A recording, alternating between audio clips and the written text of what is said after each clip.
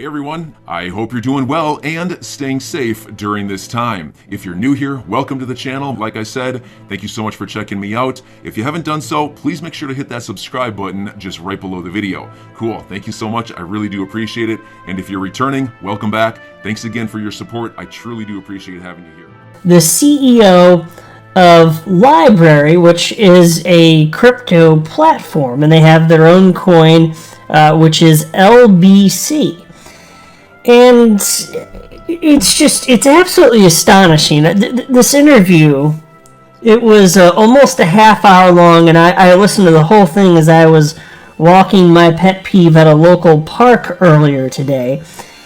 And it is offensive and absurd how the SEC is tackling those that are trying to operate in good faith in crypto, and you may well be aware of that. But the CEO of Library, he highlighted the degree to which, and he used this word, he said that he's highlighting the degree to which the SEC is behaving like the mafia. That's what he said. And there's a clip of this interview that went on a little over 1 minute that Attorney Deaton shared on social media, and Attorney Jeremy Hogan happened to have watched that, and he said, "This clip from John's interview with Library is insane." So I want to share with you some of the specifics and some of what Attorney Jeremy Hogan and Attorney John Deaton had to say on this topic, because frankly, some are arguing that the implications of this case with Library are going to be even more impactful to the broader world of crypto than what has happened, what is happening with the SEC versus Ripple case. And then also I want to share with you this story for the later part of this video. Here's a headline from Cointelegraph. European Parliament votes against proof-of-work ban, providing huge relief to the crypto industry. And so for those of you that may not have been in the know, there's actually a risk that in the EU, proof-of-work cryptocurrencies like Bitcoin could have just been outright banned, which I think would have been absolutely horrible. So I'm going to share with you some of the specifics as well as thoughts on the topic from Attorney John Deaton, because, man, the degree to which crypto is just attacked the world over is insane. But before going further, I want to be clear, I do not have a legal or financial background of any kind. I am not offering legal or financial advice, and you definitely should not buy or sell anything because of anything I say or write. I'm just an enthusiast who enjoys making YouTube videos about crypto-related topics, but just as a hobby and just for fun. And so I want to run through part of this article from several days ago from CoinDesk, just to kind of set the table, and then I want to get into the comments from Deaton. But here's a headline from CoinDesk. This tiny blockchain startup's tangle with SEC could end up as landmark case. And I'll tell you this too, and this is crazy, but Library, they also did not have an ICO. There was no initial coin offering, just like Ripple didn't have an ICO. Still didn't matter. So check this out. It's a blockchain startup project that few people have heard of, involving a cryptocurrency that barely anyone trades. But the saga of Library is being closely tracked by lawyers who say the low-profile case, now before the U.S. Securities and Exchange Commission, could have massive implications for the key question of which cryptocurrencies might be deemed to be afoul of regulations and why. The SEC's civil lawsuit against the Library might end up setting a regulatory precedent for hundreds of small-scale crypto projects, security lawyers interviewed by CoinDesk said. That's true, even though Library's token, LBC, has a market cap of just $21 million. Yes, 21 million with an M.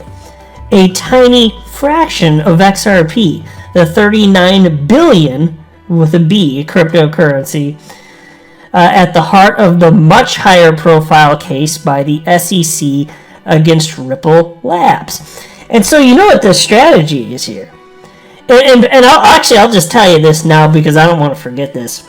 In the interview with John Deaton and LBRY CEO Jeremy Kauffman, he literally said that the SEC told him, we can make this very expensive for you. That's disgusting, isn't it? So in order to try and strong arm LBRY into doing what the SEC wants, they're basically threatening to bankrupt the firm. Just to bankrupt the company. That's the strategy. Bankrupt these smaller companies. So, and from the interview, it doesn't sound like the SEC is going to have success. They think that they'll be able to monetarily take this beating. But literally, that's the SEC's actual approach. Like, just imagine, you're operating in good faith, and your government is telling you we want to destroy you effectively, and they're not providing a path forward. Jeremy Kauffman made that very clear. He's like, just tell me, we'll do just about anything. What do we have to do to become to make sure that we have a path forward? And said the only thing that you can do is to come in and register with the SEC. Well, how does that work with a decentralized system? How the hell does that even work? And see, he said, frankly, that's the only thing they can't do, right? And so take a look at this. A judicial opinion in the LBRY case will have much more impact for people looking for clarity than the Ripple case, said Grant Golovson, a third-party lawyer who advises crypto startups and who's not involved in the LBRY litigation. There are so many projects that did similar things to what LBRY did compared to what Ripple did, he said. So this is a big deal. So it's not just Ripple, and it's not just XRP holders that are under attack. They're coming after, frankly, everyone. And here's a quote from Jeremy Kauffman, too. He told CoinDesk the following: if LBC is a security, every other cryptocurrency is a security. We are not trying to compete with the existing financial system. LBC is used for its intended purpose, not for speculative reasons. Well, doesn't that sound familiar? It's the same story with XRP. It really is the exact same thing. And so here's a tweet from attorney John Deaton, and he shared this. This is the clip that I was referencing. It's a 1 minute and 20 seconds. This is what I was referencing towards the beginning part of this video. And John Deaton wrote the following: the SEC goes after a platform hoping to disrupt publishing. Jeremy Kauffman's vision of LBRY is to do to publishing what Bitcoin did to money. Imagine an uncensored YouTube. The SEC is protecting us from such a platform by making them bleed money. And that's pretty much it. And so I don't pretend to know a ton about LBRY.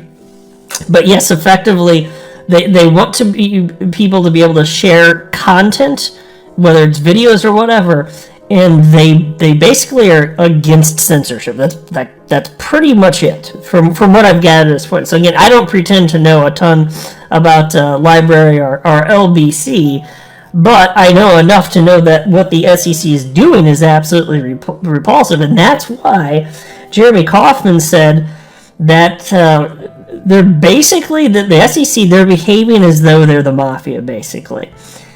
And so he ended up encouraging, he said anytime he speaks to anybody operating in the world of blockchain, he encourages them to not cooperate with the SEC because, frankly, they had the same approach as Ripple, as in, hey, here's what we're doing, we're just being fully transparent. Jeremy Kauffman argues that LBRY, and he, along with LBRY, leading LBRY, nothing but transparency to the SEC. Here's what we're doing. And all it did is make them a big target for the SEC. That's all that it did. Operating in good faith, it just made them a huge target. And then there was this. So here's what Jeremy Hogan wrote after seeing this 1 minute and 20 second clip. He wrote, This clip from John's interview with Library is insane. Is this how a government entity acts nowadays? And so in this clip, this is the one where the SEC literally told him, we can make this very expensive for you. And then he made the comment about SEC being like the mafia. That's what's in this clip. And then John Deaton saw that and wrote to Jeremy Hogan and said, Jeremy, the only other feelings you will get if you watch this half-hour interview other than anger is sadness. Our country and our public servants must be better than this. Yeah, here, I'm on the same page there. They're despicable humans as far as I'm concerned. And then John Deaton also wrote this. Recall the document from the Brad Garlinghouse David Schwartz meeting with Clayton and Hinman. Frustrated, and so what he's referencing there is there was a meeting between them, Ripple CEO Brad Garlinghouse, Ripple CTO David Schwartz, and they met with Billy Boy Hinman and former SEC Chair Jay Clayton. And frustrated, Brad yelled the following. This is what John Deaton's writing here. Ripple is living in purgatory because of the lack of clarity. Now, Clayton tabled the issue and said, now tell us more about the technology. The meetings are precursors to suit. And so that's all that happened. Jeremy Coffin went in with his crew and they gave a presentation to the SEC about what they're doing. Like, hey, how do we become compliant? And then they just sued him. That's it. And better to just not play ball, apparently, right? And then there was this from Eleanor Terrett, who is a journalist at Fox Business Network. She checked out this interview, she watched it, and she had the following thoughts on this. Lots of things stood out to me in this interview, but here's what resonated the most. And it's a quote from Jeremy Coffin. I tell blockchain entrepreneurs to obscure everything you're doing. Hide as much as you can. There's no sense in which by being a good guy you're going to avoid it. End quote. And then Eleanor writes, it's crazy to me that this is the kind of sentiment SEC has fostered among blockchain entrepreneurs. That even if you play by the rules, you're still going to get dinged because there actually are no rules. This is certainly a case to pay attention to. So anyway, it grinds my gears. I'll tell you what, I'm going to go ahead and link to John Deaton's interview. I'm going to try and remember to do that anyway, so if I don't forget, then there will be a link to it in the details section of my video. I encourage you to check it out. It's just, it's crazy what's included in there. Now, speaking of just crypto in general being under attack, let's switch gears to this story now. This one was titled, European Parliament Votes Against Proof of Work Ban, Providing Huge Relief to the Crypto Industry.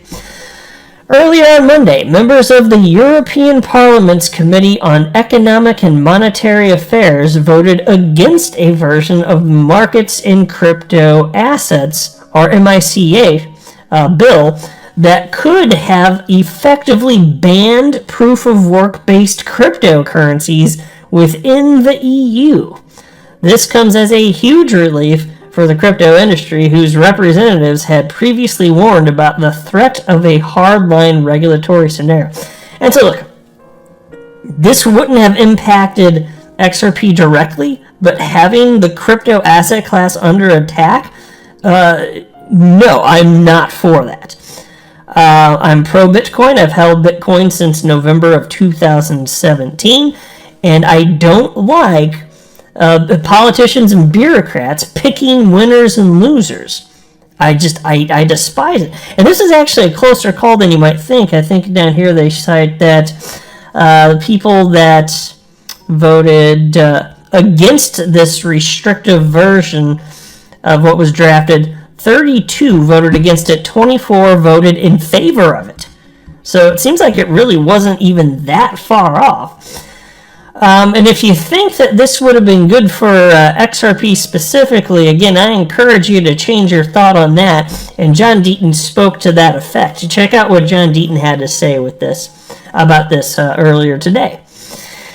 The day the SEC versus Ripple case was filed, claiming present-day XRP constitute unregistered securities, and every day thereafter, I've argued tribalism is the greatest threat to crypto.